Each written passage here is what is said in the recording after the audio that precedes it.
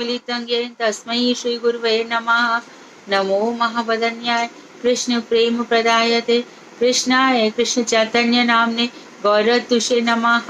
हे कृष्ण करुणा सिंधु दीन बंधो जगतपते गोपेश गोपिका कांत राधा कांत नमोस्तुते। तप्त कांचन गौरांगी राधे वृंदावनेश्वरी वृषभानुसुते देवी प्रणमामि हरिप्रिये। तवै वास्मि ना जीवामि त्वया बिना इति विज्ञाय राधिके नये मां चरणान्तिके। गुरुवे गौरचंद्राय राधिकाय तदालये कृष्णाय कृष्ण भक्ताय तद्भक्ताय नमो नमः। वांशाकल्पतरुश्च कृपा सिन्धुभ्येव च पतितानां पावनेभ्यो वैष्णवेभ्यो नमो नमः। श्री कृष्ण चैतन्य प्रभु नित्यानंद श्री अद्वैत गदाधर शिवासादि गौर भक्त वृंद। हरे कृष्ण कृष्ण कृष्ण हरे हरे हरे राम राम राम हरे हरे। मैं सर्वप्रथम ग्रंथराज श्री जयवधर्म तदीय रचयिता सच्चिदानंद श्री भक्तिविनोद ठाकुर के श्री चरण कमलों में कोटि कोटि दंडवत प्रणाम कर उनकी अहेतु की कृपा की वांछा करती हूँ। मैं मध्य गुरु पाद पद्म नित्य प्रविष्ट ओम विष्णुपाद अष्टोत्तर शत श्रीमद् भक्ति वेदांत श्री नारायण गोसाई महाराज मदीय शिक्षा गुरु पाद पद्म नित्य प्रविष्ट ओम विष्णुपाद अष्टोत्तर शत श्रीमद् भक्ति वेदांत श्री वामन गोसाई महाराज के श्री चरण कमलों में असंख्य कोटि दंडवत प्रणाम कर उनकी अहेतु की कृपा की भिक्षा करती हूँ। मैं उपस्थित श्रोता मंडली वैष्णव वैष्णवी सभी को यथा योग्य बंदन अभिनंदन दंडवत करती हूँ। तो कल तक हमने अभिधेय तत्व पढ़ा और अभिधेय तत्व में हमें बताया कि जो हमारा साधन है वो वैदिक भक्ति तो रहे पर वैदिक भक्ति का जो एडवांस स्टेज है रागानुगा भक्ति वो भी रहे। और रागानुगा भक्ति में हमारा हृदय तो रागानुगा भक्ति को फॉलो करे लेकिन बाह्य जो हमारा शरीर का जो आचरण है वो वैसा ही रहे वैदिक भक्ति के समान, अर्थात हमारे आने समय पर हो हमारा माला जब निर्बंध रूप से रहे बिना किसी व्यवधान के संख्या पूर्वक हम नाम करें। जो 50 कर रहे हैं 50, जो 16 कर रहे हैं 16, उसमें किसी प्रकार की कमी नहीं आए, हमारा आनिक बराबर चलता रहे। तो इस तरह से जो हमारे बाह्य आचरण हैं उनमें कभी नहीं आए, लेकिन अंदर जो लोभ है, हमारी अंदर जो तृष्णा है, किस तरह से ललिता जी के भाव हैं या सुवर सखा के भाव हैं, उनके प्रति लोभ आ जाए, ऐसी सेवाओं के प्रति, सेवा के प्रति लोभ कहना ज़्यादा ठीक है, उसको रागानुगा भक्ति कह सकते हैं। अब ये सब क्यों हो रहा है? संबंध स्पष्ट हो गया, अभिधेय हो गया, अब प्रयोजन के लिए भक्तिविनोद ठाकुर कह रहे हैं। जैसा कि कल कुछ लोगों ने व्यक्तिगत रूप से फ़ोन किए कि कल की क्लास के भी प्रश्नोत्तर डिस्कस कर दीजिए, तो फिर सोमवार को हम कर लेंगे। कल की क्लास का जो डिस्कशन है अभिधेय तत्व वैदिक साधन भक्ति का, वो हम सोमवार को डिस्कस कर लेंगे। आज एकादशी है। शिवास आंगन में बकुल पेड़ के नीचे लंबे चौड़े चबूतरे के ऊपर वैष्णव कीर्तन कर रहे हैं। कोई तो हा गौरांग हा नित्यानंद कहकर लंबी लंबी सांसें भर रहे हैं। हमारे वृद्ध बाबा जी महाशय न जाने किस भाव में विभोर हैं। देखते देखते वे बिल्कुल ही निस्तब्ध हो गए, शांत हो गए और कुछ देर बाद हा धिक्कार है कहकर बड़े जोर से रोने लगे। हाय मेरे रूप कहाँ हैं, कहाँ मोर रूप स्वरूप, कहाँ सनातन, कहाँ भट्ट रघुनाथ पतित पावन। मेरे सनातन कहाँ हैं, मेरे दास गोस्वामी कहाँ हैं, मेरे प्राण प्रिय सहोदर कृष्णदास कविराज मुझे अकेला छोड़कर कहाँ चले गए। ये सब संगे केला सब अकेले चले गए। कहाँ मोर गोरा नटराज, कहाँ मोर रूपा सारूप, कहाँ सनातन, कहाँ भट्ट रघुनाथ पतित पावन। और कहाँ तक कह गए नरोत्तम ठाकुर, और कहाँ तक बोल गए अनले पशिव माता। मैं आग में जल जाऊंगा। पाषाणे कुटीव माथा अनले पशिव, पत्थरों से सिर तोड़ तोड़ करके मर जाऊंगा। क्यों? इन सब के बिना मुझे अच्छा नहीं लगता।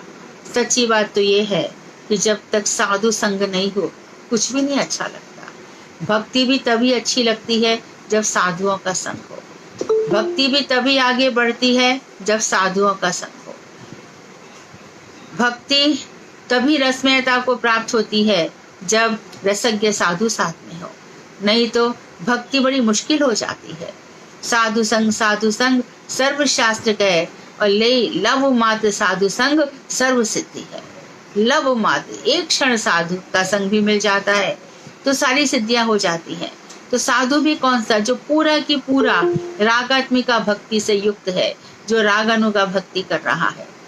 तो इस तरह से जब बात श्रवण उन्हीं से सुनी जाती है, ऐसे लोगों से चर्चा सुनी जाती है, तो हृदय में बार बार पुकार उठती है, आर्तनाद उठता है। आरती बस इन्हीं भावों से होती है, हे नाथ, हे करुणा सिंधु, हे दीन बंधु। यही बात यहाँ पर कह रहे हैं। मेरे प्राण प्रिय सहोदर कृष्णदास कविराज मुझे अकेला छोड़कर कहाँ चले गए। हाय, उनका विच्छेद दुख सहने के लिए मैं आज भी जीवित हूँ और मुझे कुछ नहीं हुआ। बाबा जी कह रहे हैं उनका विच्छेद, उनका वियोग दुख सहने के लिए मैं तो अभी जिंदा ही हूँ। मुझे कुछ भी अच्छा नहीं लग रहा है। श्री राधा कुंड का ध्यान भी मुझे कष्टकर प्रतीत हो रहा है। इसी प्रकार से जब सब चले गए, रघुनाथ दास गोस्वामी क्या कह रहे थे? जिस राधा कुंड के पास बैठकर मैं इतना भजन करता हूँ, वही राधा कुंड आज मुझे बाग के समान लगता है इनके विरह में।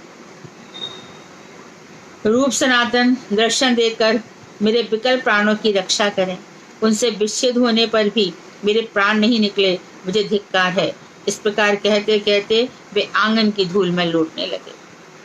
उपस्थित वैष्णवों ने कहा, बाबा जी आप शांत हों, रूप रघुनाथ आपके हृदय में ही हैं। इधर देखिए, चैतन्य महाप्रभु नित्यानंद प्रभु आपके समक्ष नृत्य ही कर रहे हैं। लोगों ने उनको सांत्वना दी। हैं कहाँ कहाँ? बाबा जी उछलकर एकदम खड़े हो गए।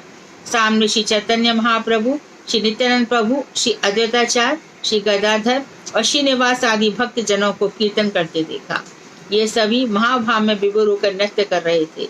इस दृश्य को देखकर बोले, धन्य मायापुर, ब्रज का शोक केवल मायापुर से ही दूर होता है। दृश्य अंतर ध्यान होने पर वे बहुत देर तक नृत्य करते रहे, पश्चात शांत होकर अपनी कुटी में बैठे। तो जब भजन की इतनी उच्च अवस्था हो गई तो वहां पर उनको हमारे पंच तत्व श्री कृष्ण चैतन्य ये सब दिखाई दिए और बाद में उन्होंने क्लियर कर दिया कि मायापुर में जाकर विरह दुख दूर हो सकता है। वृंदावन का जो विरह है, हे राघव, हे माधव, हे राधा, इन सब का तो हम कहाँ पे जाके विरह दुख दूर कर सकते हैं? मायापुर में। बाबा जी भी बैठे ही थे। विजय कुमार और ब्रजनाथ ने उनके चरणों में गिरकर प्रणाम किया। उन्हें देखकर बाबा जी बड़े प्रसन्न हुए और बोले, तुम लोगों का भजन कैसा चल रहा है ना? बाकी लोगों के अंदर क्या बातें होती है, कैसा चल रहा है, घर में सब ठीक? हम यहाँ पे गुरु जी का क्या प्रश्न होगा? हमेशा ही भजन कैसा चल रहा है। तो दोनों ने हाथ जोड़कर विनय पूर्वक कहा, प्रभु आपकी कृपा चाहिए। हमारे उत्तर कैसे होने चाहिए सीखिए। आपकी कृपा पर ही हमारा सर्वस्व है। जन्म जन्मांतरों की संचित सुकृति राशि के कारण ही हमने अनायास आपके चरण कमलों में स्थान पाया है। आज एकादशी है, आपकी आज्ञा अनुसार हम निर्जला उपवास रहकर आपके दर्शनों के लिए आए हैं। तो बाबा जी बोले, तुम लोग धन्य हो, जल्दी ही भावावस्था प्राप्त करोगे, जल्दी ही तुम भावावस्था प्राप्त करोगे। विजय कुमार बोले, प्रभु भावावस्था किसे कहते हैं? आपने तो अभी तक हमें भावावस्था के संबंध में कुछ भी नहीं बतलाया है, बतलाने की कृपा करें। तो बाबा जी बोले, मैंने अब तक तुम लोगों को साधन के विषय में शिक्षा दी है। साधन करते करते सिद्ध अवस्था आती है। इस सिद्ध अवस्था का पहला भाव ही भाव है। इस सिद्ध अवस्था का जो पूर्व है, सिद्ध अवस्था के पहले जो आभास होता है, उसी को भाव कहते हैं। श्री दशमूल में सिद्धावस्था का इस प्रकार वर्णन है। क्या क्या होता है सिद्धावस्था में? 10 मूल 10वां, स्वरूपावस्थाने मधुरस्य भावोदय ही ब्रजे, राधा कृष्ण स्वजन भावम हृदि वहन, परानंदे प्रीतिम जगत तुल संपत सुखमहो, विलासाख्ये तत्वे परम परिचर्याम सा लभते। उन्होंने बताया साधन भक्ति जब मैच्योर हो जाती है, साधन करते करते जब भक्ति परिपक्व अवस्था में आ जाती है, तब जीव सबसे पहले क्या होता है, स्वरूप अवस्थान, अपने स्वरूप में अवस्थित हो जाता है। तो जो उसका नित्य स्वरूप है, नित्य मंजरी स्वरूप, वो प्रकट होने लग जाएगा। जैसी सिद्धावस्था आएगी, अपना नाम तो पता चल ही जाएगा कि मैं नित्य जगत में कौन सी मंजरी हूँ। इसके बाद इलाग्री शक्ति के प्रभाव से फिर मधुर रस का स्रोत का झरना उसके हृदय में फूट पड़ेगा, अर्थात उसके हृदय में ब्रज के राधा कृष्ण के स्वजन परिजनों के अनुगत होने का भाव उदित होता है। राधा कृष्ण के जो भी अपने निज जन हैं, राधा कृष्ण के जो परिजन हैं, उनको फॉलो करने की इच्छा होती है, वो भाव उत्पन्न हो जाता है।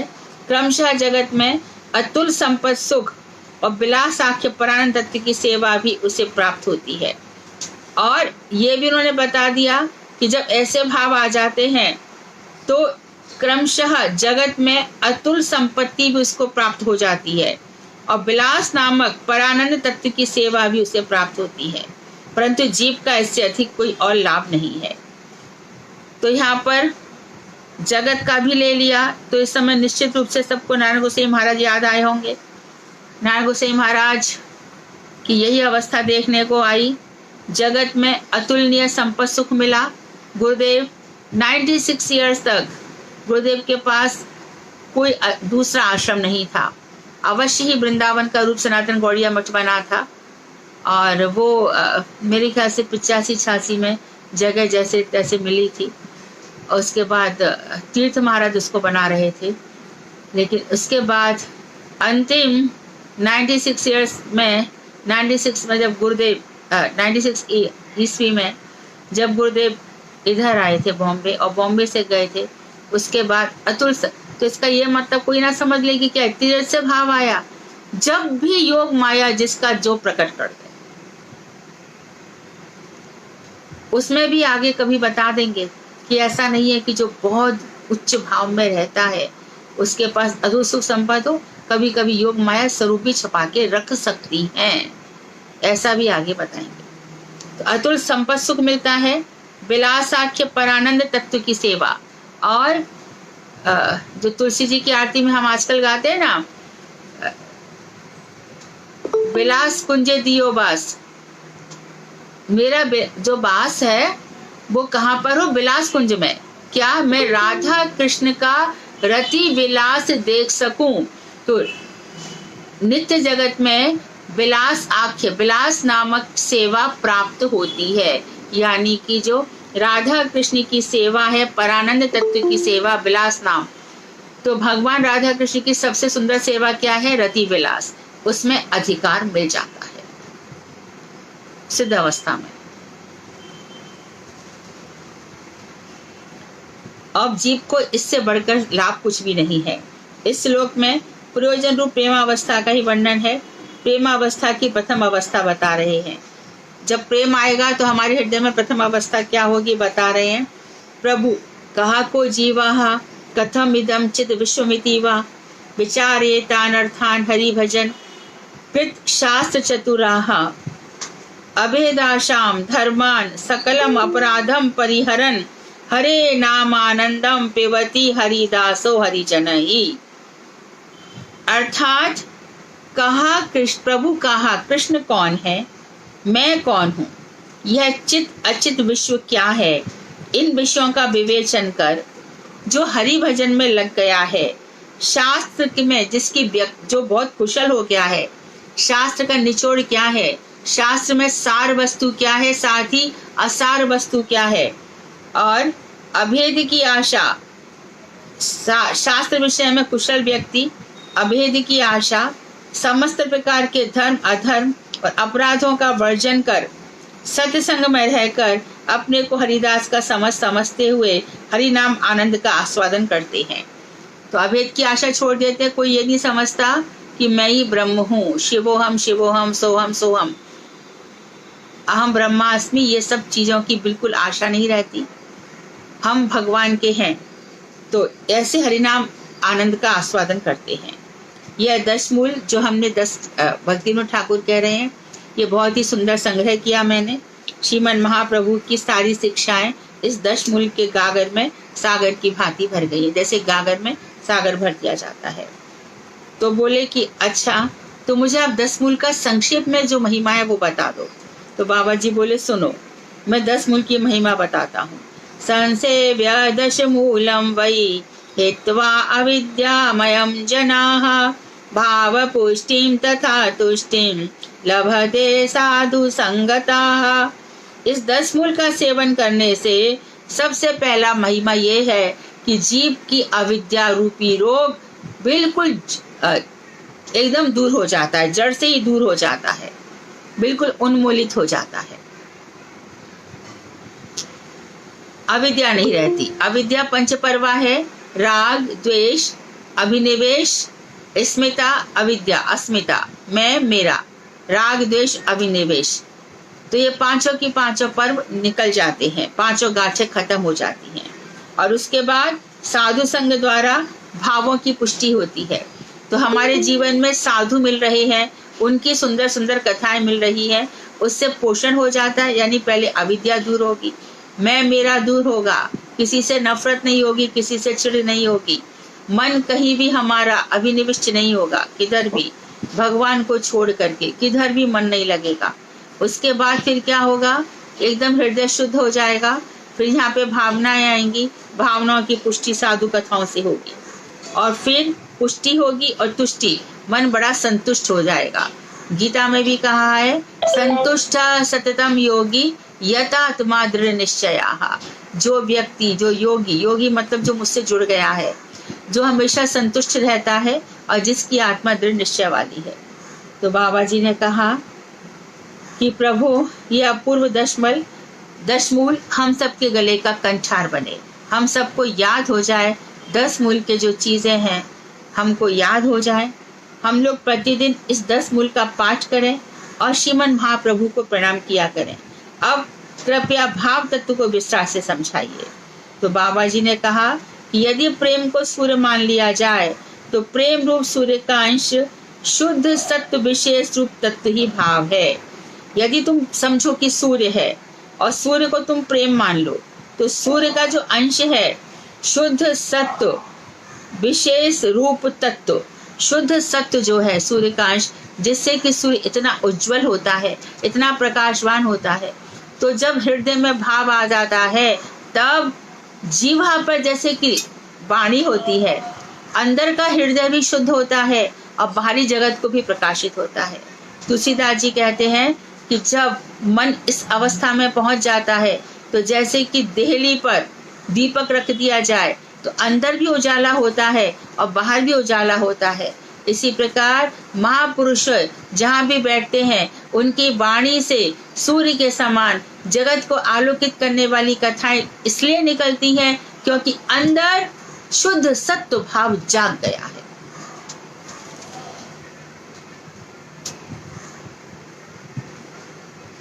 शुद्ध सत्व विशेष स्वरूप ही भाव का स्वरूप लक्षण है।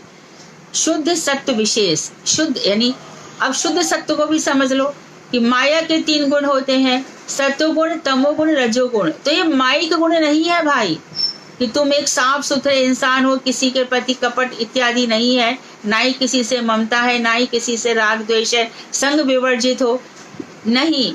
इससे भी बढ़कर शुद्ध सत्व ये है, शुद्ध सत्व वसुदेव जी के अंदर था, जिसके कारण उनके हृदय में कृष्ण प्रकट हो गए।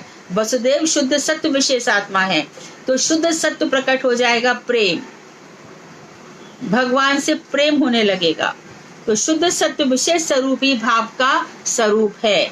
जैसे अग्नि का स्वरूप दाहकता है, बर्फ का स्वरूप शीतलता है, उसी प्रकार से जिसके हृदय में भाव आ गया है, उसके हृदय में प्रेम की नदियां बहने लगेगी। भाव का दूसरा नाम है रति, इसी को रति कहते हैं, प्रेम कहते हैं। भाव को कोई कोई प्रेमांकुर भी कहते हैं, उज्जवल नीलमणि में भी आया है। भाव को प्रेम का अंकुर है ये। अब अंकुर आ गया, अब प्रेम प्रस्फुटित होगा, अब प्रेम आगे बढ़ेगा। अंकुर हो गया, जर्मिनेटेड हो गया, अब प्रस्फुटित हो गया, अब प्रेम की लता और आगे बढ़ेगी। तो सर्व प्रकाशिका स्वरूप शक्ति की संबित नामक वृत्ति को शुद्ध सत्व कहा जा सकता है। तो स्वरूप शक्ति की सर्व प्रकाशिका, सबको प्रकाशित करने वाली स्वरूप शक्ति की जो संबित मतलब ज्ञान, सत्य चित आनंद, जो चित्त वृत्ति है, चेतना वृत्ति है, कृष्ण कॉन्शियसनेस है, संबित वृत्ति नामक वृत्ति को शुद्ध सत्व कहा जा सकता है। इसमें व्यक्ति इतना अलर्ट रहता है, इतना चेतनावान हो जाता है कि यहाँ वहाँ एडजस्टमेंट करने को बिल्कुल तैयार नहीं होता। वो भावों में इतना डूबा रहता है कि संसार में कौन मैं, कौन मेरा बेटा बेटी, माँ बाप, कुछ भी उसको, ये सब छूट जाते हैं। अहंता ममता बिल्कुल छूट जाती है, कुछ भी रहता नहीं है। शुद्ध सत्य प्रेम रहता है और प्रेम का अंकुर फूट गया है और ये फिर सब जगह प्रकाशित होने लगता है। फिर ये रोके नहीं रुकता, बुझाए नहीं बुझता, किसी के दबाने से दबता नहीं है। गुरुदेव जब भी कोई आता था यही कहते थे, अरे पक जाएगा तब खुद ही, हम क्या करेंगे इसमें, तुम खुद ही घर पे नहीं रह पाओगे, तुम खुद ही चले आओगे, कच्ची अवस्था में मेरे पास आओगे, फिर घर लौट जाओगे। घर में ही रह करके प्रैक्टिस करो, घर में ही रहो। तो घर में रह करके देख रहे हैं कि नहीं, अभी तो माँ के प्रति भी है, पत्नी पति के प्रति भी है, बाल को बहन भाई माँ बाप, ये सब हमें याद आ रहे हैं। इनके बिना तो फिर कैसे होगा, बार बार याद आएगी। अरे 2 दिन तो मिला हूँ, 3 दिन तो मिला, मुझे उनमें आसक्ति नहीं है। आसक्ति नहीं तो फिर गए क्यों? और कभी कभी तो भगवान भी श्रीमद् भागवत में कह रहे हैं कि मैं छुड़वा देता हूँ, मेरा भक्त छोड़ना नहीं चाहता, लेकिन मैं चाहता हूं कि इसके अंदर पोटेंसी और भी ज्यादा है, तो मैं सब जगह से उसका मन हटवा देता हूं, रिश्तेदारों को भी उससे विरुद्ध करवा देता हूं। तो कभी हमारा मन नहीं होगा पर रिश्तेदार हमें नहीं बुलाएंगे। क्यों ऐसा होता है? क्योंकि भगवान को मालूम है कि हमारे अंदर पोटेंसी है भक्ति की, लेकिन हम रोने लगेंगे कि वो हमें पूछता ही नहीं है। अरे वाह, धन्य है कि नहीं पूछ रहा, हमारा तो समय बचा। कितना जी लेंगे, कितना समय है हमारे पास, भक्ति के लिए कहाँ समय बचता है? जो बचता है वो भी यहाँ वहाँ निकाल दो, फिर बचा ही क्या? तो ये शुद्ध सत्व है, यह माया की वृत्ति नहीं है, ये सत्व तमोगुण माया वाला नहीं है, ये एकदम प्योर है बिल्कुल। इस संबित नामक वृत्ति के साथ इलाहदनी शक्ति मिलित होती है। और भी उन्होंने बताया कि ये संबित शक्ति है, इसमें आनंद भी मिला होता है। बहुत आनंद आता है इस भाव अवस्था में, जब व्यक्ति डूबा रहता है। तब सुबह हो, दोपहर हो, शाम हो, भगवान को पुकारा जाता है, उनके साथ हमारा नित्य संबंध रहता है। तो चैतन्य महाप्रभु की तो बातें बहुत बड़ी बड़ी है। साधारण जो इतनी उच्च अवस्था तक भी नहीं पहुंचे, वो लोग भी, रसखान रहीम जैसे लोग भी इन बातों को देखते हैं। शाम कबो इन आखिन सो, ब्रज के बनबाग तड़ाग निहारो, और कोटित हो कल धोत के धाम, करील की कुंजन ऊपर मारो। कैसा ऐसा दिन होगा जब ब्रज के तुम्हारे सरोवरों को देखूंगा, ब्रज के बनों को देखूंगा, उनका निरीक्षण करूंगा और वहां पर बैठकर अपने प्रिय प्रीतम का दर्शन करूंगा, सब कुछ भूल जाऊंगा। ऐसा दिन कब आएगा? ऐसा दिन कब आएगा? इसी में तो उसको इतना आनंद है कि उसका घर बार छूट गया, खाना पीना सब छूट गया। अब रूप गोस्वामी सनातन गोस्वामी दोनों भैया बैठ करके हरि चर्चा करते हैं। हरि चर्चा क्या, उनका तो सब प्रेम की बातें हैं, सब वहां पर उज्ज्वल नीलमणि जैसे ग्रंथ लिखे जा रहे हैं। तो वहां पर जो आनंद है, तो यहीं पर बताया कि ये जो ज्ञान है इसमें आनंद मिश्रित होता है। ये जो चेतना है आनंद से युक्त होती है। और प्रेजेंट टाइम पे हम देखते हैं पूज्यपाद स्वामी महाराज है ना, चले गए 3 दफे शिप में चले गए, चारों तरफ अंधकार है, हार्ट अटैक आ गए। उसके बावजूद भी ज्ञान तो है ही कि ये मेरा क्या बिगाड़ लेंगे, ये शरीर का है, और शरीर तो कृष्ण ने दिया है, शरीर किसने दिया है? जन्म जिसने दिया है, मरण भी वही देगा। जातस्य मृत्यु ध्रुवम, जो उत्पन्न हुआ है उसकी मृत्यु निश्चित है। और मृत्यु वैसे भी शरीर के पीछे पड़ी रहती है, झटका चाहिए उसको, एक झटके में हड़प लेगी, पता ही नहीं चलेगा। तो ये तो ज्ञान हो गया, ये हो गया बेसिक ज्ञान। लेकिन उपलब्धि ज्ञान क्या है कि मैं जीवन, जब तक ये शरीर है, जब तक मेरा जीवन है, मेरे सामने भगवान राधा कृष्ण रहे। अच्छा, और जिसकी आत्मा ही ने समझ लिया कि मैं और कोई नहीं हूँ, मेरी आत्मा और मुझ में मैं एक ही हूँ। कैसे? कि मैं भगवान की मंजरी हूँ, मैं राधा कृष्ण की जो भाव राज है उसमें मंजरी बन के सेवा कर रहा हूँ या कर रही हूँ। फिर आत्मज्ञान की भी जरूरत नहीं है। आत्म स्वरूप ही हमने समझ लिया, हमारा स्वरूप ही हो गया मंजरी बन करके नित्य सेवा। तो बस वो चले गए, इतना आनंद था, हिप्पियों के घर में रह गए, वहां पे क्या क्या हुआ सब जानते हैं। उनको ड्रिंक्स ऑफर किए जाते थे, उनको बर्तन भी उन्होंने साफ किए। भक्ति बनाने के लिए क्या क्या किया भगवान ने, उन हम लोगों को शिक्षा देने के लिए उनसे ऐसे काम भी करवाए उन्होंने किए जिससे तुम लोग सीखो। एक भक्त को बनाने के लिए कितना कितना गैलन खून जलाना पड़ता है, परंतु वो एक भक्त को लिए नहीं, लाखों भक्तों को बनाने के लिए गए थे। तो बेसिक उन्होंने यही किया। तो इस संबित नामक वृत्ति में आनंद मिश्रित रहता है, तो उसका सार अंश ही भाव कहलाता है। संबित वृत्ति द्वारा वस्तु का ज्ञान होता है, इलादी वृत्ति द्वारा वस्तु का आस्वादन होता है। और वस्तु का ज्ञान क्या है? कृष्ण, कृष्ण ही परम वस्तु है। कृष्ण रूप परम वस्तु को स्वरूप शक्ति की सर्व प्रकाशिका वृत्ति से जाना जा सकता है। तो कृष्ण रूप जो वेद्यम वास्तव वस्तु, जो श्रीमद् भागवत के प्रथम श्लोक में कहा गया कि संसार में जानने योग्य एक ही वस्तु है, वो है कृष्ण। वेद्यम, जानने योग्य एक ही, तो बाकी सब जानने, अरे सब बकवास है, कुछ नहीं, क्या कर लोगे जानकर, है ना। कितने बड़े इकोनॉमिक्स को जानने वाले, क्या नाम था उनका, अमर्त्य सेन, अमर्त्य सेन, उसने एक बार कहा था कि मैंने जीवन में कभी अखबार नहीं पढ़ा और मुझे लगता है कि मैंने कुछ नहीं खोया।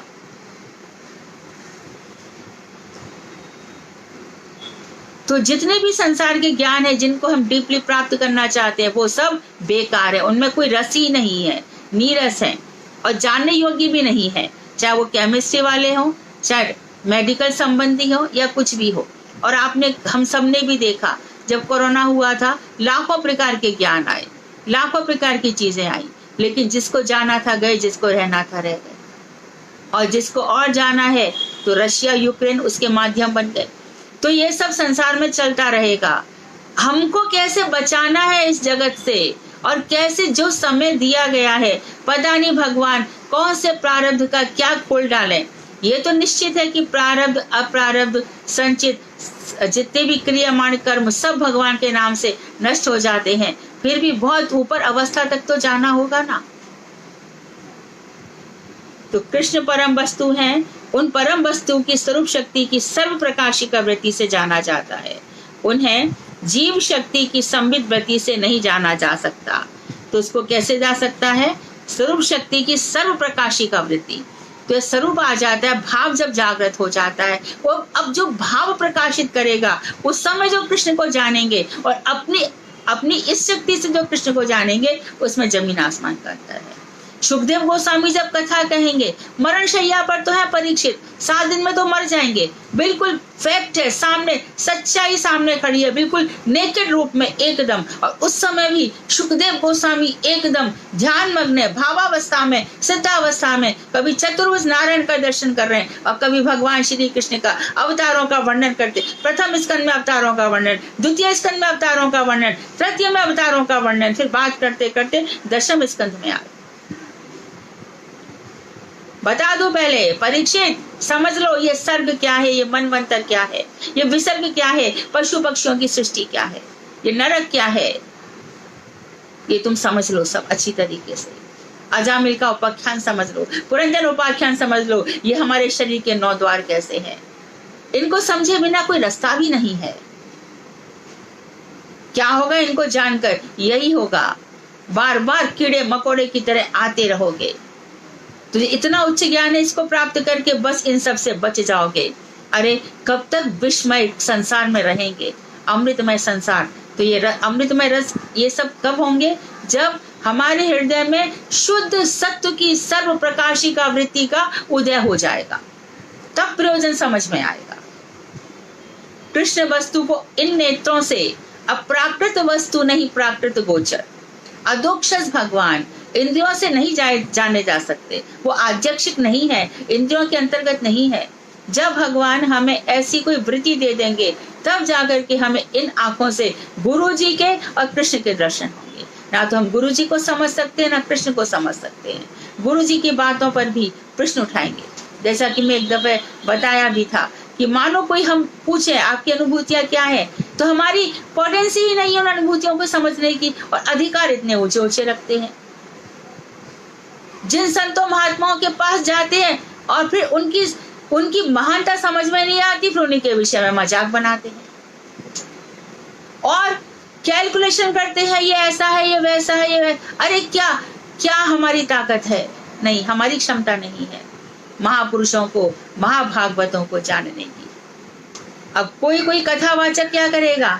नारद जी जिन्होंने की, देखो जब भक्ति बहुत उदित हो जाएगी, मैं तुम्हें बताती हूँ पत्रामृत, और ये पत्र है 13, वहां पे पूज्यपाद बावन गोसाई महाराज कह रहे हैं कि ये जो कृष्ण आकर्षणीय भक्ति है, ये इस अवस्था में होगी।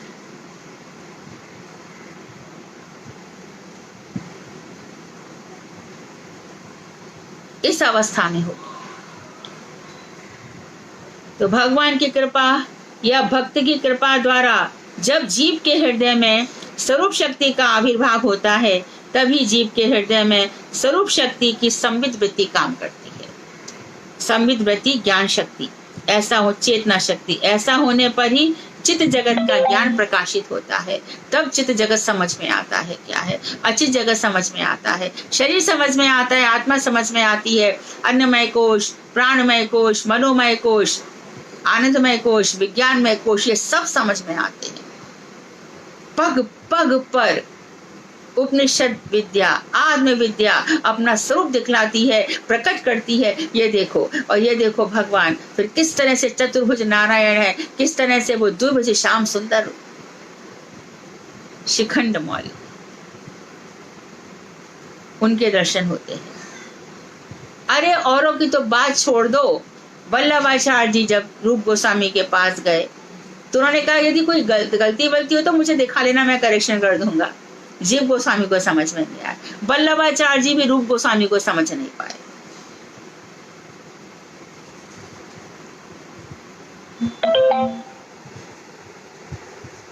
तो चित्त जगत का स्वरूप ही शुद्ध सत्व है, माइक जगत का स्वरूप सत्व रज और तम, इन 3 गुणों से मिश्रित स्थूल तत्व है। इस चित्त जगत के ज्ञान के साथ इलादनी का सार मिलित होने पर चित्त जगत का मधुर स्वाद उदित होता है। तो चित्त जगत का जब ज्ञान मिल जाता है और उसमें इलादनी शक्ति यानी स्वरूप शक्ति, इलादनी शक्ति जब दोनों मिल जाते हैं, तब हम इलादनी शक्ति के बिना आस्वादन नहीं हो सकता। आस्वादन हम गा लेंगे बड़ा सुंदर सुंदर, लेकिन जो आस्वादन हो रहा है पग पग पर माधुर्य जो है, वहां पर जहां पर ऐश्वर्य की धराशायी हो गया है, पग पग पर माधुर्य है, तो वहां पर चाहे मैया के कृष्ण मुंह खोल, मैया सर्वे मिथ्याभिशंसिनाहा, सब झूठ बोलते हैं।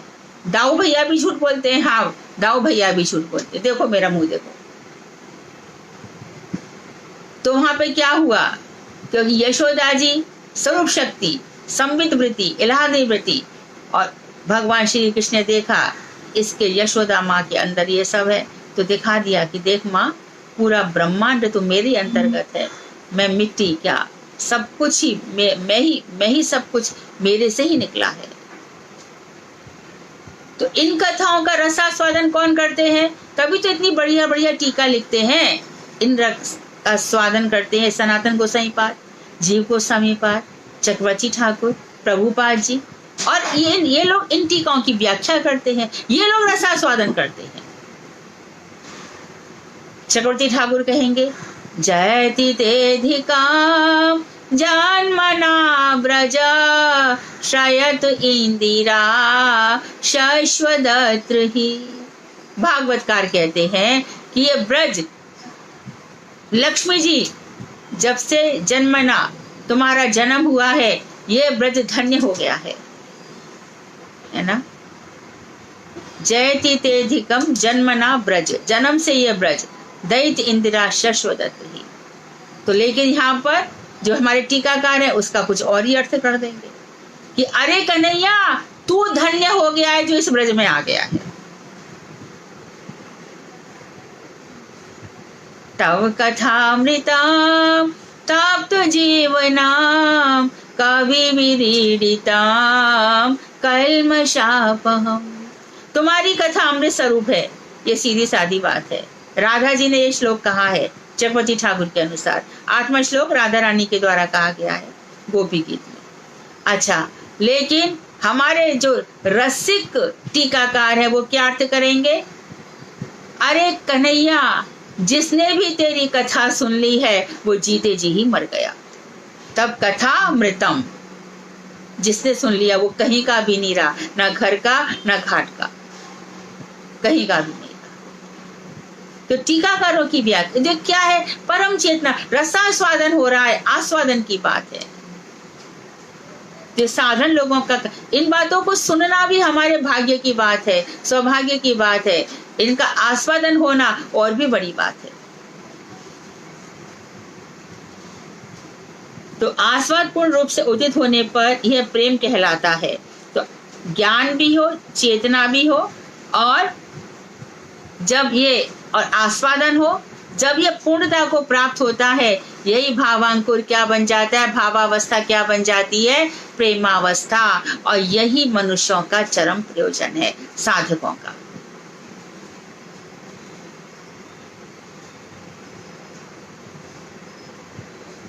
श्रीपाद बावन गोसाई महाराज से पूछा, महाराज कौन सा ऐसा दोष है कि इससे जन्म मिलता है? तो बावन गोसाई महाराज ने कहा कि मैंने इतने सारे शास्त्र पढ़े, मैंने कहीं ऐसा पढ़ा नहीं, मुझे तो कहीं नहीं पता है। मैं तो इतना ही जानता हूं कि मनुष्य मात्र का अधिकार है भक्ति में, कहीं भी ऐसा नहीं कहा गया। तो फिर गुरु, अरे हमारे यहाँ तो कितनी ऐसी गार्गी मैत्रेयी भरी पड़ी है, 45 ऋषि कुमारिकाएं थी।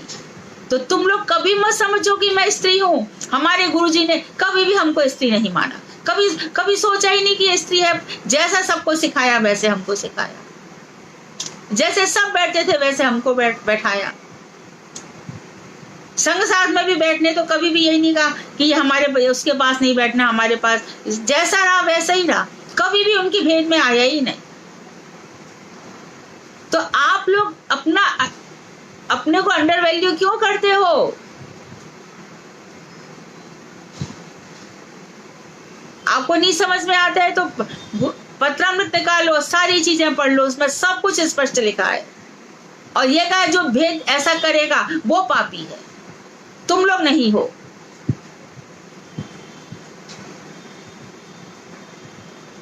यदि प्रेम को सूर्य माना जाए तो भाव उसकी किरण है, ये तो पहले भी बताया। भाव के स्वरूप का यही परिचय है।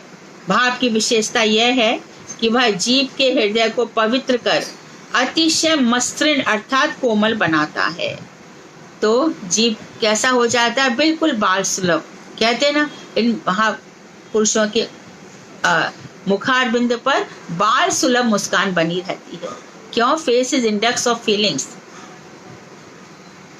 अच्छा, तो रुचि शब्द से प्राप्ति अभिलाष, रुचि भगवान को प्राप्ति के अभिलाष, अनुकूल अभिलाष और सौहार्द अभिलाष का बोध होता है। तो जब रुचि अवस्था में रहते हैं तब उनकी प्राप्ति की अभिलाषा रहती है, उनके अनुकूल्य, उनके साथ साथ उनकी अनुकूलता की और उनके साथ सौहार्द की। तो इस तरह से भाव को प्रेम का पहला चित्र कहा जा सकता है। मसृण शब्द से चित्त की कोमलता समझनी चाहिए। तंत्र में प्रेम की आरंभिक अवस्था को भाव बतलाया गया है। भाव का उदय होने पर रोमांच आदि सात्विक विकार सब अल्प मात्रा में प्रकाशित होते हैं। रोमांच अल्प मात्रा में होता है भाव में। तो अश्रु और रोमांच की बात कह रहे हैं, अल्प मात्रा में आते हैं। और नित्य सिद्धों में भाव स्वतः सिद्ध हो जाता है। वही भाव बद्ध जीव की मनोवृत्ति पर आविर्भूत होकर मनोवृत्ति की स्वरूपता को प्राप्त होता है। और बद्ध जीव की जो मनोवृत्ति है उस पर आविर्भूत होकर ये मनोवृत्ति यानी कि भावमयी मनोवृत्ति उसकी बन जाती है। अतएव स्वयं प्रकाश रूप होकर भी प्रकाश की तरह, अर्थात पहले नहीं था अब पैदा हो गया, ऐसा भासता है। तो होता तो पहले से ही है, ये बात तो पहले से ही कह रहे हैं, लेकिन आच्छादित रहता है। लेकिन जब ये प्रकट हो जाता है, जब बद्ध जीव अर्थात साधक की मनोवृत्ति पर जो आविर्भूत होता है, तब हम ये कहते हैं कि ये तो बड़ा भावुक हो गया है। और इन्हीं भावुकों को श्रीमद् भागवत में आमंत्रित किया गया है। मुहु रहो रसिका भूवि भावुका, ओहो अहो, हे रसिको, हे भावुको, बार बार इसका पान करो, बार बार पढ़ो, बार बार सुनो, बार बार सुनो, बार बार आस्वादन करो। तो भाव का स्वाभाविक कार्य में ही कृष्ण स्वरूप और कृष्ण लीला के स्वरूप को प्रकाश करना है। भाव का स्वाभाविक कार्य क्या है? कृष्ण के स्वरूप को प्रकाशित करना और हृदय में कृष्ण लीला को प्रकाशित करना। तो भगवान श्री कृष्ण की जो लीलाएं हैं, समझ में तो आगे, पर हृदय में प्रकाशित कैसे हों? तो बार बार पढ़ते समझ में नहीं आता है। अरे क्या भगवान तृणावर्त को ले गए, तृण मतलब तृण आवर्त, तृण से उन्होंने ढक दिया, सारे ब्रजमंडल को ढक दिया तृणावर्त असुर ने, और असुर भगवान को ऊपर की तरफ ले गया। अब भगवान ने क्या किया? उसका गला पकड़ लिया। गला पकड़ने से उसके प्राण भिजने लग गए, वो नीचे आने लगा। अब बलराम भैया तो आसन स्वरूप है, उन्होंने कहा कि अरे कृष्ण को क्या कुछ होगा? नहीं होगा। जो उनको आकाश तक उड़ा करके ले गया, उनका बाल भी बांका नहीं हुआ। तब भी बलराम जी सोच रहे हैं, अरे मेरी सेवा बेकार है, कृष्ण यहाँ पर असुर को गिरेंगे, कहीं कृष्ण को चोट ना लग जाए। तो आप भी आसन बन करके पूरे ब्रज में छा गए। तो लीलाओं को समझने की क्षमता और इन लीलाओं को पार पाने की क्षमता भी किसमें होगी? जब ये भाव उदित हो जाएंगे, तो कृष्ण लीला भी प्रकाशित होगी। मनोवृत्ति के रूप में प्रकाशित रहकर भी वह दूसरे प्रकार के ज्ञान द्वारा प्रकाश का सा भाव धारण किए हुए है। मनोवृत्ति के रूप में प्रकाशित रहकर भी वह दूसरे प्रकार के ज्ञान द्वारा प्रकाश सा भाव रहता है, अर्थात वास्तव में रति होती तो स्वयं आस्वादन स्वरूपा है, और ऐसा होने पर भी बद्ध जीव के लिए कृष्ण और कृष्ण लीला आस्वादन के हेतु के रूप में दिख पड़ती है। तो है तो सच्चिदानंद जीव भी, है तो सच्चिदानंद भगवान भी, परंतु बद्ध जीव के लिए क्या होता है? ये रति है तो आनंद स्वरूपा, लेकिन हमको ऐसा लगता है कि कृष्ण और कृष्ण लीला हमारे आस्वादन के हेतु है। लेकिन एक दिन ये क्या बन जाती है? खुद ही ऐसा भाव हो जाता है कि अपना मंजरी स्वरूप खुद ही प्रकट हो जाता है और सेवा हो जाती है। अभी तक तो हम समझ रहे हैं कि कृष्ण और कृष्ण लीला ही इस आस्वादन का हेतु है, कारण है यही। लेकिन एक बात ऐसा लगता है कि हम भी इस लीला के एक परिकर हैं, इस लीला में हमारा भी उतना ही योगदान है हमारे गुरु जी का। तो गुरु जी के पीछे पीछे चल पड़ेंगे और गुरु जी कहेंगे कि ये मेरा भक्त है, ये आपके बिना, जहाँ तक कि श्रीमद् भागवत में भी लिखा है कि जब भगवान देखते हैं कि अब ये मेरे बिना नहीं रह सकता, तो उस भक्त को अपने लोक में बुला लेते हैं। अब कभी कोई ये प्रश्न करते कि प्राकृत जगत में रहना तो पड़ता है, ये भी भगवान कहते कि ये सब मैंने ही बनाया है और मैं ही कह रहा हूँ कि छोड़ दो। तो अपने वृत्ति को ठीक करना होगा, संबित वृत्ति को ठीक करना होगा। बजनाथ भाव कितने प्रकार के होते हैं? तो ने कहा भाव की उत्पत्ति भेद से भाव दो प्रकार के होते हैं। एक तो होता है साधन अभिनिवेशस, एक तो साधन, और दूसरा कई कृष्ण या किसी भक्त ने कृपा कर दी। भाव दो प्रकार से आते हैं, या तो खुद साधन से प्राप्त हो जाए, या फिर दूसरा या तो कृष्ण या कोई वैष्णव या कृष्ण भक्त कृपा कर दे। प्रसादन मतलब, प्रसाद मतलब कृपा, जा मतलब उत्पन्न, पंख से उत्पन्न पंकज, कमल, प्रसादज प्रसाद से उत्पन्न, कृपा से उत्पन्न, और साधन के अभिनिवेश से। साधारण तौर पर साधन अभिनिवेश भाव ही लक्षित होता है, प्रसादज भाव बिरले में ही देखा जाता है। तो देखा जाता है कि साधन करते करते लोग इस अवस्था में पहुंचते हैं। बहुत ही कम स्थितियों में ऐसा होता है कि कृष्ण या कृष्ण के भक्त कृपा करते हैं। साधन अभिनिवेश भाव किसे कहते हैं? कि वैधि और आगुणोगा मार्ग के भेद से साधन अभिनिवेश भाव दो प्रकार का होता है। साधन कर रहे हैं, सबसे पहले साधन क्या करता है? भगवान में हमारी रुचि उत्पन्न होती है, बाद में भगवान के प्रति आसक्ति और फिर निष्ठा, अंत में रति को उत्पन्न करता है। आसक्ति और अंत में रति उत्पन्न होती है। रुचि, आसक्ति और रति, पुराण और नाट्य शास्त्रों में रति और भाव को एक ही माना जाने के कारण मैं भी दोनों को एक ही मान रहा हूँ। वैदिक भक्ति साधन अभिनिवेशित अवस्था में श्रद्धा पहले निष्ठा को उत्पन्न करती है और पीछे निष्ठा रुचि को पैदा करती है, परंतु रागानुगा भक्ति के साधनज भाव में एक ही बार रुचि उत्पन्न होती है। तो ये जो टर्म्स हैं इनको याद कर लेना। फिर से बता रहे हैं कि जब वैदिक भक्ति साधन वाली होती है उस समय श्रद्धा पहले आएगी और श्रद्धा ही निष्ठा को उत्पन्न करेगी और निष्ठा रुचि को उत्पन्न करेगी। तो उसमें श्रद्धा निष्ठा रुचि रहेगी और रुचि के बाद भगवान के प्रति आसक्ति होगी और अंत में रति होगी। लेकिन जो रागानुगा भक्ति है उसमें जो साधन रहेगा उसमें रुचि से ही सब कुछ हो जाता है। तो ब्रजनाथ कह रहे हैं श्री कृष्ण और कृष्ण भक्त प्रसादज भाव किसे कहते हैं? तो बाबा जी कह रहे हैं बिना किसी प्रकार के साधन के जो भाव बिना किसी साधन के अकस्मात उदित हो जाता है तो उसको समझ लेना चाहिए, या तो कृष्ण की कृपा हुई है या फिर किसी कृष्ण भक्त की कृपा हुई है। अब कह रहे हैं कि अच्छा तो इसकी व्याख्या कर दीजिए कि श्री कृष्ण की कृपा से भाव कैसे उत्पन्न हुआ। तो उन्होंने कहा ऐसा भाव 3 प्रकार का होता है, पहला वाचिक, दूसरा आलोकदान और तीसरा हार्ट।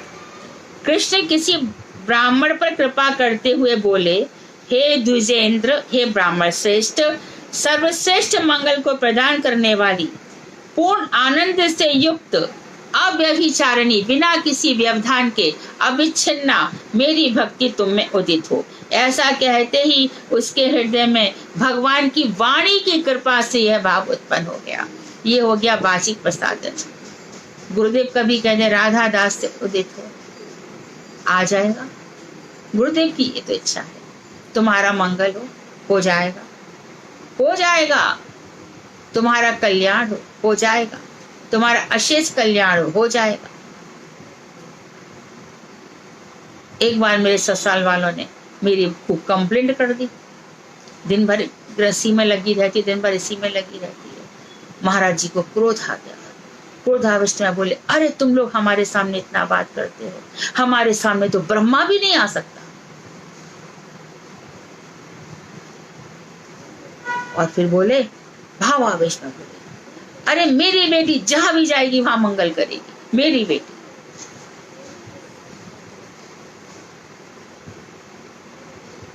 तो ये जो गुरु जी की वाचिक कृपा है,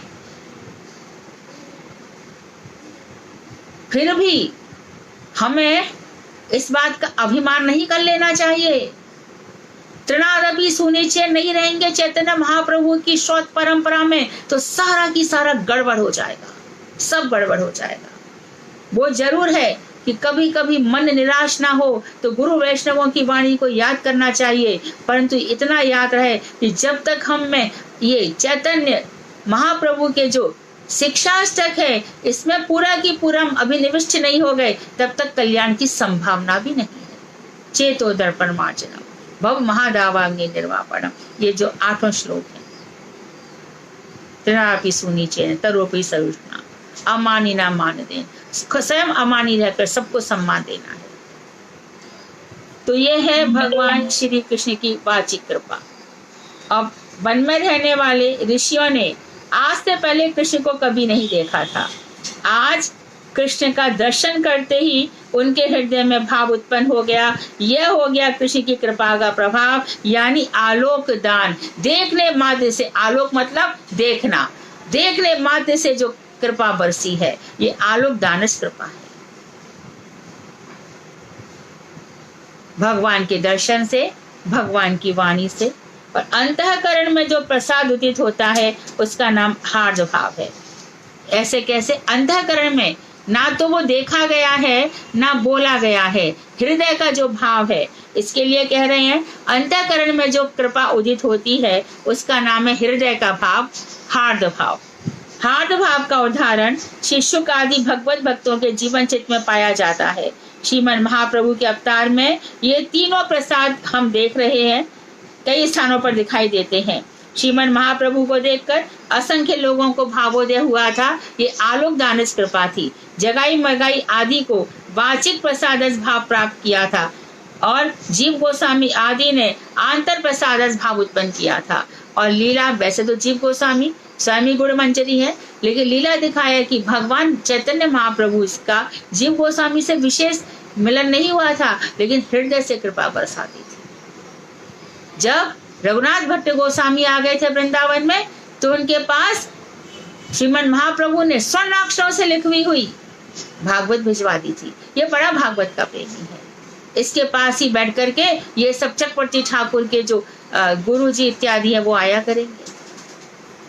बलदेव विद्याभूषण के जो गुरु चक्रवर्ती ठाकुर, उनके भी जो गुरु हैं वो सब आया करेंगे, ये सब पढ़ा करेंगे। नरोत्तम ठाकुर भी वहां चले जाएंगे। तो इस तरह से पहले ही सारी व्यवस्था कर दी गई थी। तो भावोदय होने का लक्षण क्या है?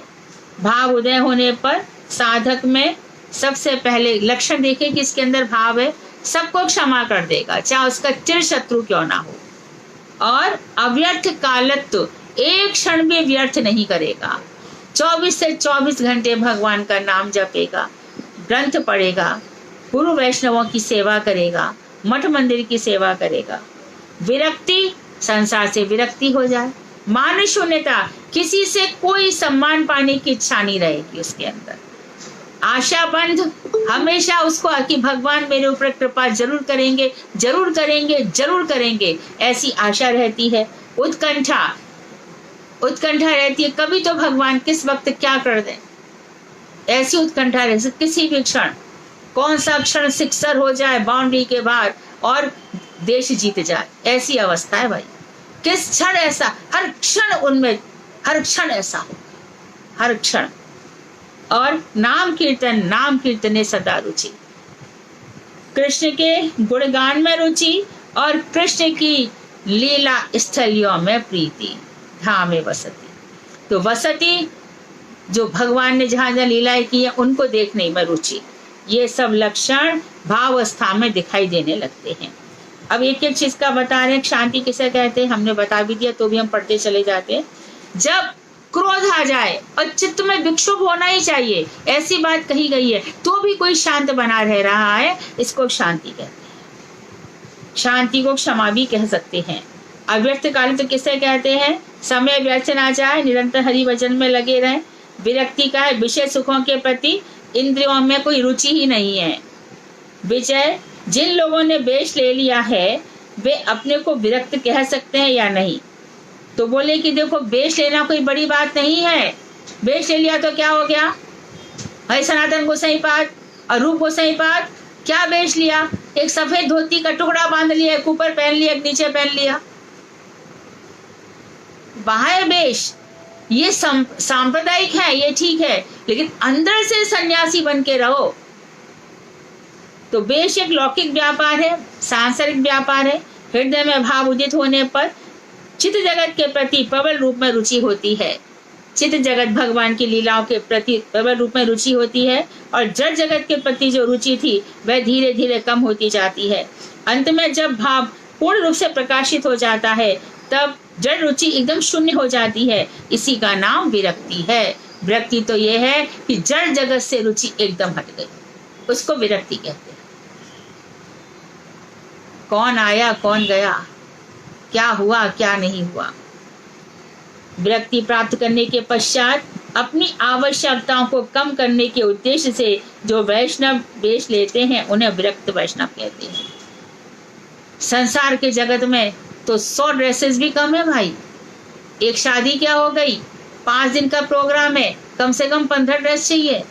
ये पागलपन, ये उन्मादपन, ये होता है सब जड़ जगत में। लेकिन वैष्णवों का क्या है, एक ऊपर पहन लिया, एक नीचे पहन लिया, ये विरक्त साधु हो गए। इस समय जो वेश धारण किया जाएगा, हमारे तीर्थ महाराज, माधव महाराज, इन सब का एक साथ संन्यास हुआ। तो तीर्थ महाराज अभी तो आप, अरे हमको संन्यास वेश दे दिया। महाराज आप तो पहले से ही सन्यासी थे, रात दिन तो आप ग्रंथों में लगे पड़े थे। अरे हाँ, तो इस तरह से तो ये जो है वेश से कुछ नहीं होता, मन से होता है। चित्त हमारा कहाँ लगा है। जो लोग भाव उदय होने के पूर्व ही वेश ले लेते हैं उनका वेश अवैध है। वेश ले लिया है ना, और फिर क्या क्या कर्म करते हैं, अर्थात वह वेश नहीं है। श्रीमन महाप्रभु जी ने छोटे हरिदास को दंड देते समय जगत को यह शिक्षा दी है। क्या दोष था छोटे हरिदास का? जब छोटे हरिदास चावल लाए और उन चावलों को महाप्रभु को परोसा, और जैसे ही खाया वैसे ही महाप्रभु करे चावल कौन लाया? ये छोटा हरिदास लाया। छोटा हरिदास का कीर्तन सुनते थे महाप्रभु, किससे लाया? वो भी माधवी जी से, जो महाप्रभु जी की भक्त हैं इतनी बड़ी, और जो कि 84 वर्ष की है, वहां से लाया। लेकिन स्त्री से चावल लाया, स्त्री तो उनको मानते ही नहीं है। तो यहाँ पे जब स्त्री कहा जाता है तो उन स्त्रियों को कहा जाता है जो काम वासना के वशीभूत रहकर पुरुषों को आकर्षित किया करती है, वो स्त्री कहलाने लायक होती है। तो कई आचार्यों से जब ये बात पूछी गई, मैंने खुद ने पर्सनली पूछी है, तो उन्होंने ये बताया कि जिस समय वो माधवी दासी के पास गए थे तो वहां पर एक परिचारिका, कोई नौकरानी थी, उसको देख करके इनके अंदर कुभाव आ गया था। कोई ये भी कहते हैं कि श्री जब रामानंद जी देवदासियों को सुसज्जित करते थे तो इनके मन में भी इच्छा हुई थी कि मैं भी देवदासियों को सजाऊं, लेकिन इनका हृदय उतना निर्मल नहीं था। 84 वर्ष की माधवी दासी से इनको क्या होगा? तो वेश पहन लिया। और इसी प्रकार से हमारे प्रभुपाद जी ने भी क्या कहा था, जब गौरकृष्ण बाबा जी महाराज की नवद्वीप धाम में देह को उसको लोटपोट कराना है, तो महाप्रभु जी ने, हमारे प्रभुपाद जी ने क्या कहा था, इनके शरीर को जो ही छुएगा, जो कि जिसने स्त्रियों का चिंतन न किया। ये प्रभुपाद जी कह रहे हैं। वो तो संन्यास वेशधारी थे, उन्हीं का संन्यास वेश धारण श्रेष्ठ है। संन्यास वेश धारण कर लिया और संपत्ति भी जोड़नी है और ये सब भी करना है, भाव रुचि की कोई बात नहीं है, प्रेमावस्था की कोई बात नहीं है, ना खुद भजन करना है ना दूसरों को कराना है, ऐसे थोड़ी संन्यास वेश होता है। तो बाहरी वेश का उन्होंने कहा है कि उससे कुछ नहीं होगा। मान्य शून्यता किसे कहते हैं? जब हमारे पास खूब धन है, बल है, सौंदर्य है, विद्या बुद्धि है, उच्च पद है, उच्च जाति है और उच्च वंश है, इससे अभिमान पैदा होता है। इनके वर्तमान रहने पर भी जिनको अभिमान नहीं है इन सब बातों का, वे मान शून्य है। पद्म पुराण में मान शून्यता का बड़ा ही सुंदर उदाहरण है। एक बड़े प्रतिभाशाली सम्राट थे, बड़े बड़े राजा उनके अधीन थे, परंतु सौभाग्यवश राजा के हृदय में कृष्ण भक्ति उत्पन्न हो गई। वे अपने विराट ऐश्वर्य और सम्राट पद का अभिमान छोड़कर शत्रु के नगर में मधुकरी भिक्षा द्वारा अपना जीवन निर्वाह करने लगे और ब्राह्मण और शत्रु सबको नमस्कार करने लगे। ब्राह्मण तो कर रहे, शत्रु को भी प्रणाम करने लगे।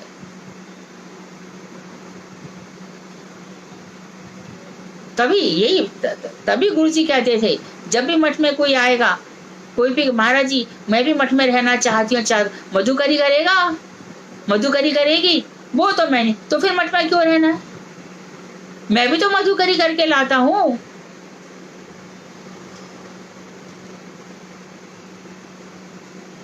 आशाबंद किसे कहते हैं? कृष्ण मुझ पर अवश्य कृपा करेंगे। इस प्रकार दृढ़ विश्वास के साथ भजन में मन लगाने का नाम आशाबंद है। उत्कंठा अपने मनोरथ की प्राप्ति के लिए अत्यधिक लाभ होने से उसे उत्कंठा कहते हैं। जो हमारे मनोरथ है भगवान श्री कृष्ण की सेवा और उसके लिए बहुत अधिक लोभ हो जाए, उसको उत्कंठा कहते हैं। नाम कीर्तन में रुचि, जितने प्रकार के भजन है उन सब में श्री नाम भजन ही सर्वश्रेष्ठ है। इस विश्वास के साथ निरंतर हरि नाम लेने को नाम संकीर्तन में रुचि कहा जाता है। श्री नाम में रुचि का होना परम श्रेय की प्राप्ति की कुंजी है, परम कल्याण की प्राप्ति की कुंजी है। नाम तत्व के संबंध में फिर किसी दिन समझेंगे। कृष्ण के गुणगान में आसक्ति किसे कहते हैं? तो उन्होंने किसको लिया है? कृष्ण कर्णामृत को। बिल्लू मंगल ठाकुर है ना, कृष्ण कर्णामृत लिखा उन्होंने। क्या भगवान श्री कृष्ण के सौंदर्य का वर्णन है, कृष्ण के कानों को जो अमृत देने वाला है। और इसी का महाप्रभु जी ने अपने गंभीर लीला में किसका रसास्वादन किया है? कृष्ण कर्णामृत का रसास्वादन किया है और गीत गोविंद का रसास्वादन किया है और श्रीमद् भागवत का, इन 3 ग्रंथों का विशेष रूप से। तो यहाँ पर कह रहे हैं माधुर्यादपि मधुरम मन्मत्था तस्य किमापि कैशोरम चावल्यादपि चपलम चेतो बद्धरति हंत किम कुर्मः। माधुर्य से भी अधिक जो मधुर है और चांचल्य से भी अधिक जो चपल है, श्री कृष्ण का मनमत कामदेव धर्म से युक्त कोई अन्य वर्ष नहीं है जिसका मैं वर्णन नहीं कर सकता। ऐसा चित्त मेरे हृदय को हरण कर रहा है। हाँ, मैं क्या करूं। माधुर्य की सीमा से भी जो अधिक मधुर है।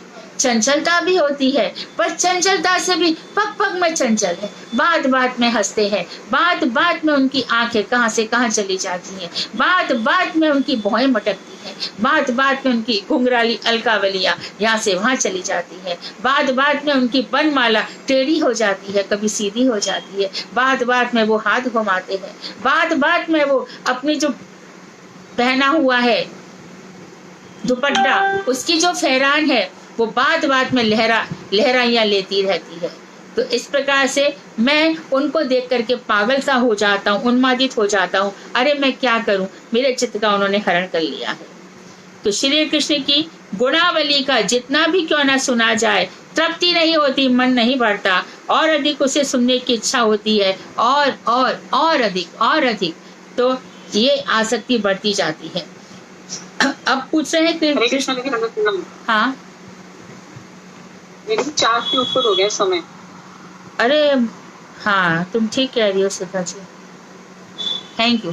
कल पढ़ लेते हैं, ध्यान नहीं जी नहीं लगा, मैं जी नहीं लगा।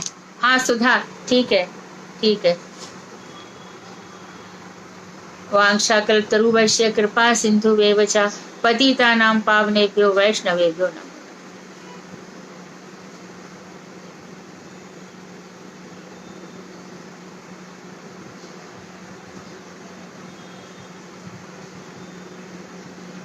सबसे आप जो पंच पर्व बता रहे थे ना, हाँ, वो आपने क्या क्या बताया कि राग द्वेष अभिनिवेश अस्मिता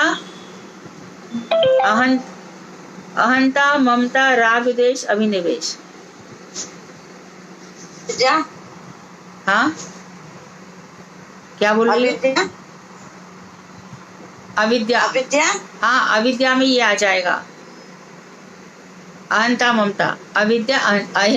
और वैसे 5 नाम है, अविद्या, अस्मिता, राग द्वेष अभिनिवेश। अविद्या का एक प्रकार अविद्या भी है, अर्थात अहंता ममता। ठीक है दीदी, हरे कृष्ण।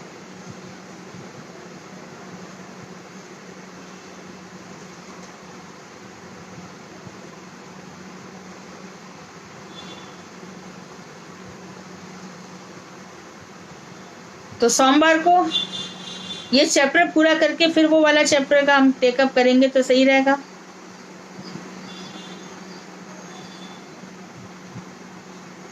ये चैप्टर पूरा हो जाए उसके बाद ही फिर जो कौन सा, ये अभी 21वां है ना, ये 22वां चैप्टर पूरा होने पर 21वें चैप्टर का टेकअप करेंगे।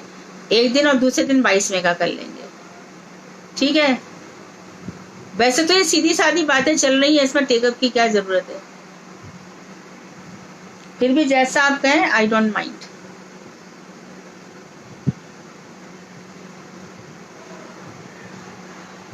आगे चले कि डिसाइड कर लो फिर वैसा ही करें।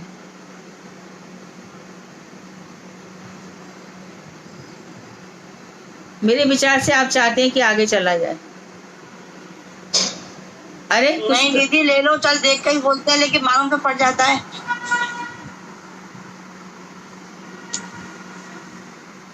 ठीक है, हरे कृष्णा दीदी। हाँ हाँ हाँ, ठीक है। कोई और किसी की क्या सम्मति है? हाँ दीदी, आप मंडे को ले लेना टेस्ट। ठीक है, तो मंडे को टेस्ट ले लूंगी, बाद में फिर आगे पढ़ लेंगे, चलेगा। मंडे को 21st चैप्टर।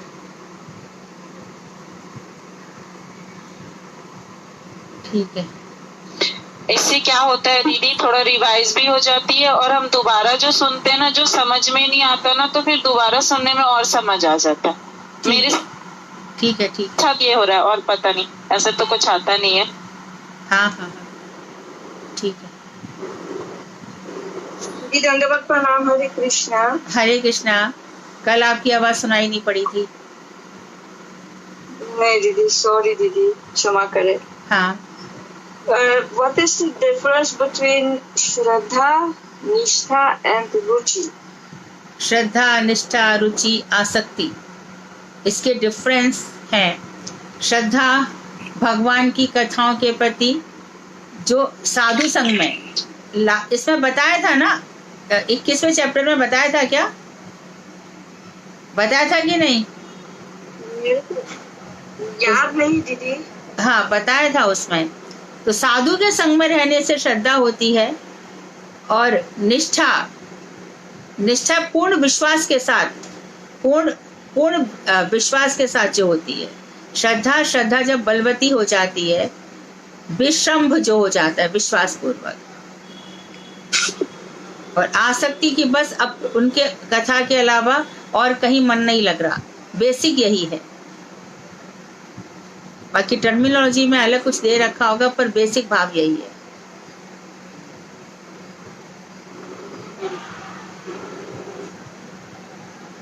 रुचि में सब कुछ भगवानमय हो जाता है, सब कुछ भगवानमय हो जाता है, फिर कृष्ण के अतिरिक्त तो कुछ नहीं होता है रुचि अवस्था में।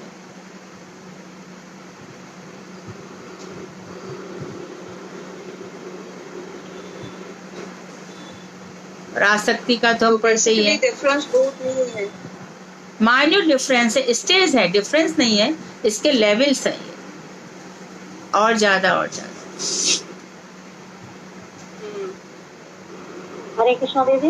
हाँ दीदी श्रद्धा तो सभी जीवों में होती है ना? क्या? श्रद्धा जो होती है तो सभी में होती है ना? और सब में होती ना, तो ये इतना वर्णन नहीं किया होता। पहले भारी श्रद्धा रहती है, पहले बताया था ना, लौकी की श्रद्धा, जैसे किसी को देख लिया कि अरे इसके पास जाने से पैसा बढ़ता है, ये सब पहले लौकी की, बाद में फिर आध्यात्मिक श्रद्धा, ये जो भक्ति वाली श्रद्धा है वो बाद में आती है। अभी तो हम किसी के पीछे भी भागते हैं, तो श्रद्धा कई प्रकार की हो जाती है। जो हमारे अंदर आई, हमारे गुरुजी ने जैसे हमें हरि नाम देखा है, हाँ हमारे गुरुजी के प्रति जो हमारी है ना, लेकिन उसके पहले जैव धर्म में क्या बताया कि किसी का हमने कुछ नाम सुन लिया, उसके प्रति हमारी श्रद्धा हो गई, अरे वो तो ऐसा कर देते हैं, वैसा कर देते हैं, वो लौकी की श्रद्धा है, वो गड़बड़ है। पहले हम कहीं भी हाथ जोड़ लिए, किसी की भी मतलब पैर छू कर लिया, हाँ तो पहले अलग थी, और अब हम अगर डोगे कि हमारा जो कुछ है यही है। हाँ बिल्कुल राइट, ये सच्ची श्रद्धा है।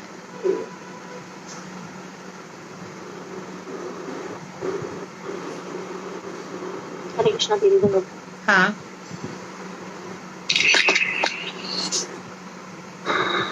हरे कृष्णा दीदी। हाँ दीदी ये अव्यर्थ कालत्व क्या है? हाँ अव्यर्थ कालत्व। अव्यर्थ कालत्व, जो समय को बिल्कुल भी व्यर्थ ना करे, ठीक, बिना भजन के जो बिल्कुल भी ना रहे, संसारी कार्यों में, अपना जागतिक कार्यों में समय नष्ट ना करे। ठीक है।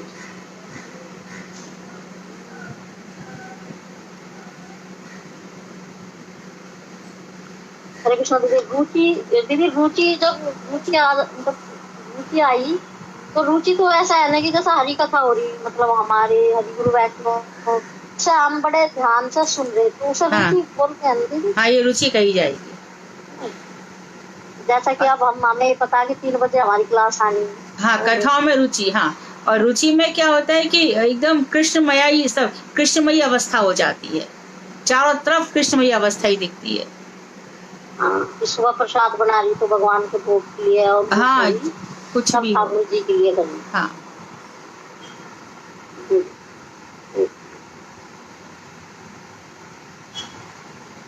हरे कृष्णा दीदी। हाँ कल जैसे आप बता रहे थे कि जो द्वारका की महिषियाँ वो बोलती हैं कृष्ण मेरे हैं, और गोपियाँ कहती हैं मैं उनकी हूँ। तो नहीं तुम उल्टा बोल रहे हो यहाँ पर। अच्छा उल्टा बोल रही हूँ मैं। गोपियाँ कहती है कृष्ण मेरे हैं, और वो महिषिया और कहती है कि हम उनके कहती है हैं। कि मैं उनकी हूँ। हाँ, उनका तदीय भाव है या तो मदीय जैसे भाव? हमें बताया गया कि हम तो हम क्या बोलेंगे दीदी, मैं कृष्ण की दास हूँ कृष्ण हमारे या हैं, दासी हूँ। कृष्ण हमारे हैं, हमारे स्वामी हैं, हम उनके सेवक हैं।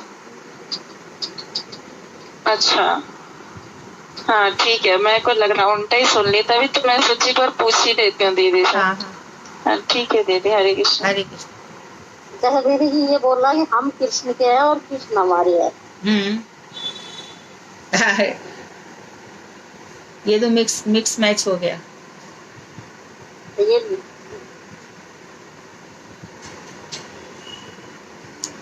तो हम कृष्ण के हैं, कृष्ण हमारे हैं, मदीय भाव, कृष्ण मेरे हैं।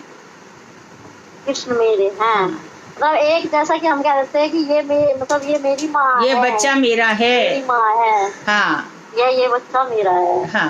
ठीक।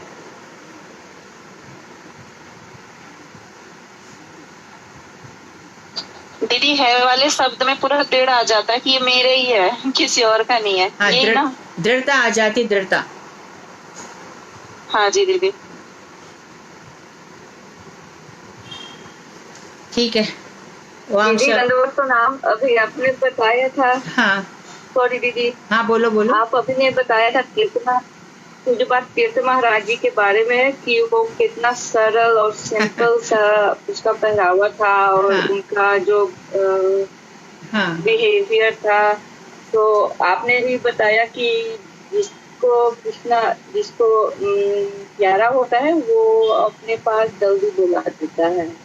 तो ऐसा कुछ ऐसा नहीं है। बड़े बहुत से आचार्य काफी समय तक रहे और बहुत से आचार्य कम रहे। ये कोई इसका निश्चित विधान नहीं मान ली जा सकती। हमारे परम पूज्य पाद प्रमोदपुरी गोसाई महाराज 104 वर्ष रहे। परम पूज्य श्री जगन्नाथ बाबू जी महाराज 140 या 144 वर्ष रहे। ये उसमें कुछ वो नहीं है। अच्छा। हाँ दीदी, ये महापुरुष तो अपने इच्छा से आते हैं और अपने इच्छा से जाते हैं ना? उनकी इच्छा भी रहती है, कुछ हरी इच्छा भी रहती है। वो अक्सर तो मुझसे कहा करते थे कि मैं एक जन्म और लूंगा। तो मैं उनसे कहती थी क्यों एक ही जन्म लोगे, अभी तो कितने लोगों का आपको उद्धार करना है। बोले नहीं, एक जन्म और लूंगा फिर नहीं आऊंगा। मैं कहा कि ऐसे कभी कभी बातचीत होती थी उनके साथ। एक बार दीदी मैं उनकी लेक्चर सुन रही थी, वो जो राधा रानी का वो है ना श्लोक तत्व कांचन। हाँ दीदी, वो ये श्लोक आधा भी नहीं हुआ था वो रोने लगे। हाँ, उनको राधा उसी दिन मुझे महसूस हुआ कि मतलब ये बहुत सन्यासी, बहुत टॉप है ये। श्लोक से इनको रोना आ रहा, तो मतलब राधा रानी से बहुत प्रेम था। हाँ बिल्कुल। जितना सुनी हूँ मैं, उनका संग तो नहीं किया हूँ ज्यादा, बस थोड़ा सा परिक्रमा में ही उनका दर्शन होता था। स्निग्ध चित्त थे वो बहुत। भ्रमर गीत तो वो कभी पूरा ही नहीं कर पाते थे।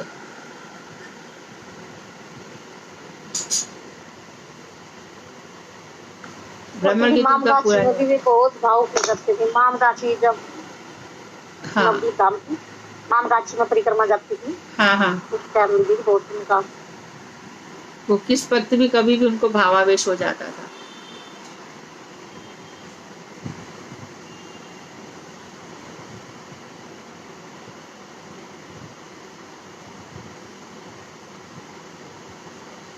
हरे कृष्णा दीदी। हाँ जी, तो महाराज के लिए आप जैसे कल कह रही थी कि नारायण महाराज जैसा कोई नहीं है, और हम तो नारायण महाराज जी को देख नहीं पाए, और जब से तीरथ महाराज जी को मिले तो ऐसे लगता था उनके जैसा दुनिया में कोई नहीं।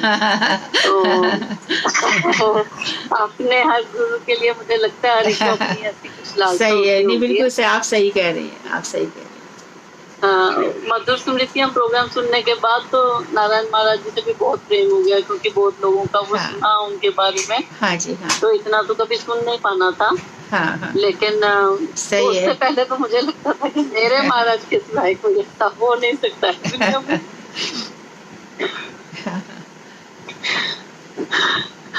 तीर्थ महाराज से क्या मेरा ना मित्र का भाव ही रहा पूरे जीवन भर, और तो उनके साथ तो बांधव भाव है। क्या करूं मैं, घर पे बैठे रहते थे हम लोग। तीर्थ महाराज आ जाते थे 3 बजे और रात का प्रसाद होके कभी कभी गुरुदेव कृष्णदास को भेजते थे कि अरे ये आता ही नहीं है, और फिर वो भागवत पे इतनी चर्चा चल जाती थी, इतनी चर्चा। कोई फिर अधिकांश रूप से तो हम स्तुतियों पे ज्यादा चर्चा करते थे, स्तवक स्तुतियों पे बहुत चर्चा रहती थी। तो वो तो उनके साथ तो क्या बताऊं, एक कहते ना कि आधा चला ही जाता है, ऐसा हो गया। हाँ, मैं तो खुद बहुत संग किया दीदी, पर जब भी उनको कभी आधी रात को भी हम कुछ पूछते थे, कुछ भी भागवत पढ़ रहे हैं, पूछ रहे हैं, कभी भी उन्होंने ये नहीं कहा कि मैं अभी सो रहा हूँ या कुछ कर रहा हूँ। उसी समय वो क्या नाम है आपका? आपका नाम क्या है? कनक मंजरी दास सिंह। कनक मंजरी दास। वैसे तो वैसे हाँ, कनक मंजरी दास। हाँ जी हाँ, उनका प्रेम ऐसा ही था। वो जब प्रेम करते किसी से तो बहुत, और उनसे जरा सा प्रेम करके देखो वो अपना सब कुछ दे देते थे। हाँ बिल्कुल सही बात है। जाते जाते भी हॉस्पिटल में भी सब अरेंजमेंट हम लोग कर ही रहे थे, बस पर उनका साथ नहीं होना था इसलिए। कहाँ थी आप उस समय जब महाराज गए थे? जब दीदी मैं तो दिल्ली में थी, महाराज तो काशीपुर में थे ना। वो काशीपुर में थे, हाँ। वहाँ जवाब दे दिया डॉक्टर ने। गोविंद महाराज का फोन आया अचानक कलकत्ता मठ से। नहीं, हाँ वो मधु वहाँ पे सब डॉक्टर जवाब दे रहे हैं तीर्थ महाराज का। मैं कहा ये क्या कर रहे हो आप लोग? नहीं, ऐसा हो गया। हाँ जी, नहीं दीदी ऐसा नहीं था। उनको एक दिन पहले थोड़ा उनकी आई ना वॉमिट हुई और ब्लड आया थोड़ा सा, तो महाराज कहते मेरे से बात हुई तो महाराज कहते ऐसे वो पानी गिर गया मेरे ऊपर, इधर बारिश हो रहा था, मैं मठ देख रहा था, इसलिए कोई नहीं, ठीक हो जाएगा। मैं कह नहीं महाराज ये बारिश का साइन नहीं है, आप इसको एक बार हम चेकअप करवा लेते। कहते नहीं मुझे यही रहना, मुझे कलकत्ता जाना ही नहीं।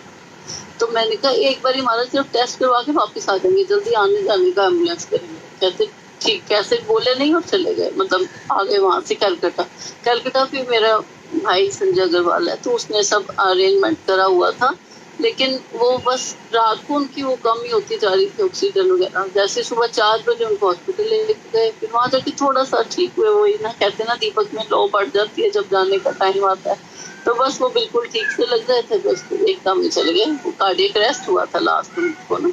अच्छा, गोविंद महाराज ने मुझे बोला कि डॉक्टर ने उनको जवाब दे दिया है।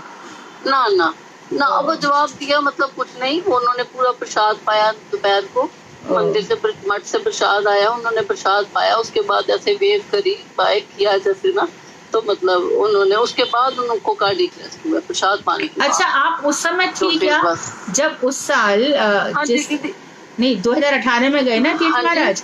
तो